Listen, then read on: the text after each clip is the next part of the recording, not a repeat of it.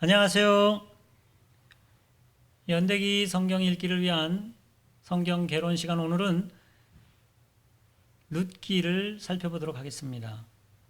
룻기의 제목을 새로운 리더를 위한 하나님의 섭리라고 정해보았습니다. 우리는 룻기를 여러 가지 측면에서 읽습니다. 효에 대한 이야기, 사람 관계에 대한 이야기, 이런 여러 가지 측면에 대해서 읽고 있는 이 관점에서 룻기를 읽고 있는데, 제가 제목은 새로운 리더를 위한 하나님의 섭리다, 이렇게 적어보았습니다. 우리는 사사기를 공부하면서 하나님께서는 이스라엘 민족에게 이제 이스라엘의 정말 그 상황들을 보여주면서 이스라엘의 새로운 리더가 필요하다. 지금 사사를 세워서 하나님께서 이스라엘을 구해 오시지만 그것이 완전치 못하고 이스라엘이 얼만큼 타락해 있는지를 아주 적나라하게 주면서 왕이 없으므로 각기 자기 좋은 대로 행했다 하는 것이 사사기였다면, 이제 그 새로운 필요를 위해서 하나님께서 새로운 리더를 세우는 그 일을 어떻게 해가고 계신지를 이 룻기를 통해서 볼 수가 있습니다. 룻기를 읽으면서 우리가 생각해 볼 수 있는 것들을 먼저 몇 가지 좀 던져보도록 하겠습니다. 룻기에 등장하는 인물들의 그 이름의 뜻이 뭔지를 한번 여러분이 기억해 보시면 좋겠습니다. 그 다음에 룻기와 사사기의 분위기 차이를 한번 비교해서 한번 여러분이 느껴보실 수 있으면 좋겠습니다. 그리고 그 지리적인 배경이나 시대적인 배경이 언제쯤일까를 한번 보시면 좋겠습니다. 그 부분은 성경에 기록이 되어 있기 때문에 여러분이 그 부분을 좀 주목해서 보시면 도움이 되겠습니다. 그 다음에 룻의 이야기를 특별히 한 권으로 책으로 쓴 이유가 뭘까? 그렇게 중요한가 하는 부분을 여러분이 읽으면서 이 공부를 한 이후에는 좀 이해가 되리라고 생각되어집니다. 그리고 룻기는 언제 누구를 위해서 쓰여졌을까? 이것도 사사기와 같이 성경을 읽을 때 이런 기본적인 이해들을 좀 해보면, 그것을 가지면 성경을 읽는 것에 아주 확실히 도움이 되어집니다. 그리고 룻기를 통해서 우리가 어떤 유익을 얻을 수 있을지 그 부분도 같이 생각해 보겠습니다. 우선 룻기에 등장하는 인물들을 좀 살펴보겠습니다. 우선 엘리멜렉이라는 사람이 나오잖아요. 엘리멜렉은 뜻은 나의 하나님은 왕이시다, 이런 뜻입니다. 그 엘리멜렉이 이 베들레헴에 살고 있는 사람입니다. 베들레헴에 산다고 하는 것은 어떤 면에서는 이 사람이 유다 지파에 속하는 사람인 것입니다. 그런데 이 사람이 이 모압으로, 가나안 땅에 흉년이 들어서 모압 땅으로 가는 가서 거기에서 이 엘리멜렉이라는 사람이 죽습니다.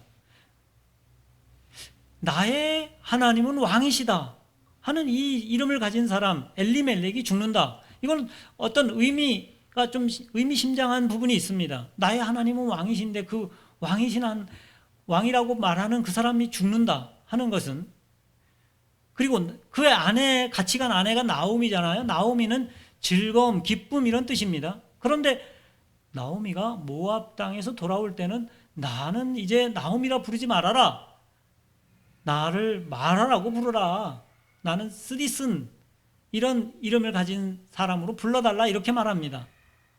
그러니까 즐거움이 정말 쓰디슨, 그 슬픔으로 변했다고 말합니다. 그런데 그것이 과연 그것으로 끝나는지 하는 것이 이 중요한 주제가 됩니다. 그 다음에 말론이 큰아들인 것 같습니다. 이름이 먼저 등장하죠. 약골, 병약하다, 이런 뜻입니다. 기련, 낭비, 실패, 이 가족의 이름들이 엘리멜렉은 나의 하나님은 왕이시다 이런 이름을 가지고 있고, 엄마도 즐거움이라는 이름이 있는데 두 아들의 이름은 그렇게 밝은 면을 가지고 있지 못합니다. 그리고 이들이 모압 땅으로 가서 모압에서 아내를 얻었습니다. 룻은 의미가 자손, 후손 뭐 이런 뜻입니다. 이것도 아주 심장한 의미가 있지 않습니까? 그 다음에 거기 중요한 인물이 보아스가 등장합니다. 보아스, 유력자, 능력자 이런 의미입니다. 그리고 마지막 장에 가면은 보아스의 아버지면서 라합의 남편, 라합 여러분 기억하시죠? 여호수아에서 그 여리고성의 기생으로 정탐꾼들을 보호해 준 사람이잖아요. 그리고 그는 구조를 가나안이 멸망할 때, 여리고성이 멸망할 때 그와 그녀와 그의 가족들이 구원을 받지 않았습니까? 그리고 이 살몬은 그때 정탐꾼으로 간 사람 중에 한 사람인데 그 사람이 바로 라합의 남편이 되어집니다. 이게 놀랍지 않습니까? 살몬이라는 뜻은 그늘이라는 뜻입니다. 그 라합은 그 그늘에서 위로를 얻습니다. 그 살몬이 바로 보아스의 아버지입니다. 그리고 오벳, 종이란 뜻입니다. 보아스가 이제 보아스가 살몬이 보아스를 낳고, 그 다음에 보아스가 오벳을 낳고, 오벳이 이새를 낳습니다. 이새는 주의 선물이라 이런 뜻입니다. 그리고 이어지는 이름이 다윗까지 나옵니다. 사랑함 이런 뜻이에요. 다윗은 재밌는 것은 또 룻기의 히브리서는 히브리어 성경은 다윗이 마지막 단어로 룻기에 등장한다고 하는 것입니다. 룻에 이렇게 등장하는 인물들을 보면 좀 의미심장한 부분이 있습니다. 하나님께서 이 이름들을 통해서 어떤 뭔가를 좀 시사하는 바들이 있습니다. 그리고 룻기와 사사기를 비교해 보면은 사사기와 룻기가 아주 분위기가 상당히 차이가 나는 것을 보게 됩니다. 사사기는 아주 우울한 그런 분위기를 자아내는 반면, 룻기는 처음 시작은 뭔가 이 어두운 분위기에서 시작하지만 그것이 정말 밝게 빛나가는, 점점 더 그러한 전망을 그려주고 있습니다. 여러분이 그 두 성경을 읽으면서 분명하게 차이를 느끼실 수가 있을 것입니다. 이 룻기의 내용들을 한번 보면은 1장이 우리가 쭉 읽어보시면 이야기체로 되어 있고 아주 쉽게 읽혀지고 재미있게 읽혀지지 않습니까? 엘리멜렉의 가족이 모압으로 내려갔다가 나오미와 룻만 돌아오게 됩니다. 그런데 거기에서 사실 나오미는 룻도 이제 소망이 없으니까 돌아가라고 권합니다. 그런데 룻은 남겠다고 합니다. 어머니가 섬기는 하나님이 내 하나님이라고 하면서, 그러니까 룻의 이 고백은 정말 중요한 고백이 됩니다. 정말 이스라엘로 본인이 전향하는 중요한 이스라엘의 하나님이 바로 내 하나님이라 하는 그런 고백을 하고 있습니다. 이건 아주 정말 1장에서 중요한 고백이 됩니다. 그리고 나오미의 삶이 어떤지를 이 룻의 결정을 보면서 우리는 예상을 할 수가 있습니다. 소망도 없는 과부인 나오미를 따라서 간다. 그 따라가는 이유가 뭐냐 하면은 어머니가 섬기는 하나님이 나의 하나님이다. 사실 나오미를 쫓아간다기보다는 나오미가 섬기는 하나님을 쫓아서 가는 것이 롯이 이스라엘로 향하는 그런 발걸음입니다. 그런 면이 분명히 보여집니다. 그런데 룻이 그런 고백을 하기까지는 나오미가 그에게 어떤 삶으로 보여줬을까 하는 것을 우리가 생각해 볼 수가 있습니다. 보통 만약에 그 남편들이 다 죽었을지라도 나오미는 그 두 처자에게, 자기 며느리들에게 같이 가자고 말할 수 있었을 것입니다. 소망도 없는 그런 상황 중에서도 자기 욕심에 의하면. 그러나 그렇게 하지 않은 것을 보면 그들과 사는 중에도 나오미가 어떤 삶을 룻에게 보여줬는지, 그것이 어떤 영향을 미쳤는지, 그가 당신의 하나님이 내 하나님이라고 말할 정도로 룻이 그런 말을 할 정도의 결과를 낳은 것을 보면 나오미가 어떤 사람인지를 보여줍니다. 그리고 그 삶은 사실 2장에서도 계속해서 보여지고 있습니다.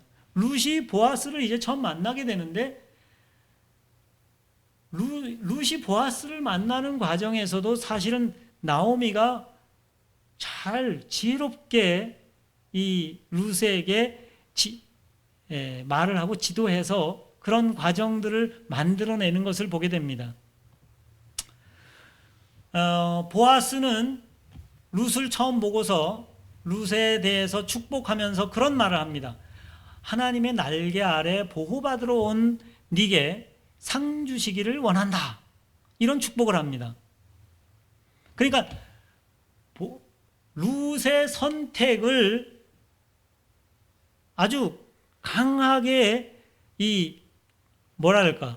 긍정하면서 변호해주는 그런 측면을 보여주고 있습니다. 룻의 선택에 대해서 아주 적극적인 지지를 보내는 이야기를 하고 있다고 하는 것입니다. 3장에서는 이제 룻이 보아스와 가까워지는 그런 과정들을 보여주는데 여기에서는 룻의 모습보다는 보아스가 어떤 사람인지를 아주 잘 보여줍니다. 유력한 사람으로 아주 인격적으로 이 룻을 사실 나이 차이가 많은 차이 나는 것으로 그려지고 있는데 그 나이 많은 그가 젊은 처자를 어떻게 대우하는지가 잘 그려져 있거든요. 그러면서 보아스의 인격적인 면이 잘 그려지고 있습니다. 그러면서 보아스는 룻에게 룻이 아주 현숙한 여인이다 이렇게 말합니다. 나오미는 반복해서 룻을 부를 때 뭐라고 부르냐면 딸이라, 자기 며느리를 그렇게 딸아, 내 딸아 이렇게 부르는 것을 보게 됩니다. 그리고 4장에서는 룻이 보아스와 결혼을 하는데 이 과정에서 고엘이라고 하는 그 기업 물을자에 대한 얘기가 나옵니다. 사실은 보아스보다 더 친족, 더 근친이 있어서 그 사람에게 사실 먼저 물었어야 되는데 그 기업 물을 사람이 자기가 손해 볼 것 같으니까 노 하면서 보아스와 룻이 결혼을 하게 되는데 이것은 아주 정당한 절차를 거쳐서 룻과 보아스가 하나가 되는 그런 측면을 아주 자세하게 그려주고 있습니다. 그러니까 고엘 이 신명기에 나오는 신명기 25장에 나오는 그 얘기를 잘 그대로 정말 율법을 잘 따라서 그대로 하고 있는 그 모습을 보여주고 있다고 하는 것입니다. 그러니까 지금까지 이렇게 보면 사실 룻은 어느 족속 사람인가 하면은 모압 여인입니다. 모압 여인. 모압 사람, 모압과 암몬 사람은 신명기 23장 3절부터 6절에 의하면 네 평생에 그들의 평안함과 형통함을 영원히 구하지 말아라. 그래서 모압과 암몬과는 암몬이 이스라엘의 회중에 들어올 수가 없다고 그렇게 말합니다. 들여놓지 못하게 합니다. 그런데 룻은 모압 여인입니다. 그리고 모압 여인을 통해서 지금 마지막에 다윗의 계보가 이어지는 것을 설명하고 있습니다. 이 룻기가 언제 기록되어 있는지 저희가 정확하게는 알 수 없습니다만 이건 또 사사시대에 벌어진 일을 기록하고 있고 어떤 면에서는 다윗이 왕이 되기 전이나 다윗이 왕이 된 이후에 기록된 것으로 생각해 볼 수 있습니다. 그러니까 우리가 지금까지 살펴본 것에 의하면 룻기는 하나님께서 다윗 혈통을 준비해 오시면서 다윗이 누구랑 다윗의 조상이 지금 모압 사람입니다. 그러면 새로운 리더가 준비되어져야 되는 그 과정들에서 이것은 어떤 면에서는 율법에 어긋나는 율법의 저촉이 될 수 있는 모압 사람은 이스라엘 회중에 들어오지 못한다고 하는 거기에 문제가 생기는 그런 일입니다. 그런데 룻기서를 가만히 잘 읽어보면 모압 여자인 룻이 이스라엘에게 더해져서 다윗 왕조의 그 조상을 낳는 일에 역할을 하게 된 그 일이 어떻게 정말 하나님의 섭리 가운데 또 하나님의 인도하심 가운데 그리고 얼마나 평안하고 순조롭고 인격적인 관계와 율법이 준수되어지는 과정 속에서 성취되어졌는지를 이 4장의 이야기를 통해서 너무나 아름답게 그려내고 있다고 하는 것입니다.